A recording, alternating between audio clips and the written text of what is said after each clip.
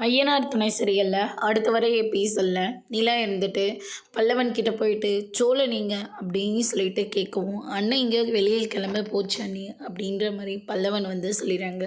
வெளியில் கிளம்பி இந்த நேரத்துக்கு போனாரா?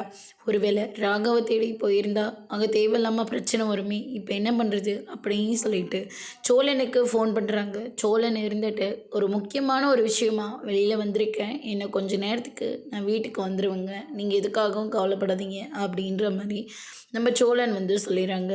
அதுக்கு அடுத்ததாக பார்த்திங்கன்னா, கொஞ்ச நேரம் இந்த நேரத்தில் வீட்டை விட்டு வெளியே வந்துட்டேன்னு சொல்லி எத்தனை டைம் நிலா எனக்காக ஃபோன் பண்ணிகிட்டு இருக்கா. ஆனால் அவகிட்ட போயிட்டு சோழனை விட்டுட்டு வந்துரு, உனக்கு சோழன் தகுதி இல்லைன்னு சொல்லிக்கிட்டு இருக்கீங்க. நிலாவை கல்யாணம் பண்ண நான் எவ்வளோ தூரம் கஷ்டப்பட்டிருக்கேன், அவள் மனசில் நான் இடம் பிடிக்க மாட்டேனான்னு சொல்லி ஒவ்வொரு நிமிஷமாக தவிச்சு நின்றுட்டுருக்கேன்.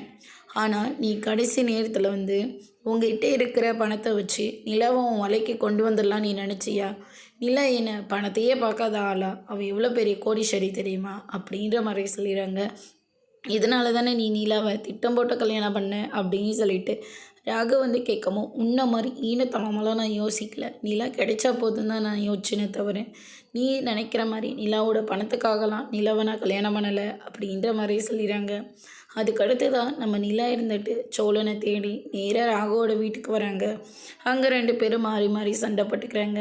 நிலா இருந்துட்டு, என்னோடய ஹஸ்பண்ட் சோழன் தான் நான் உங்ககிட்ட சொல்லிட்டேன் அப்படின்ற மாதிரி சொல்லிடுறாங்க. அதோடு இன்னைக்கான பிரம்ம முடிச்சிருக்காங்க.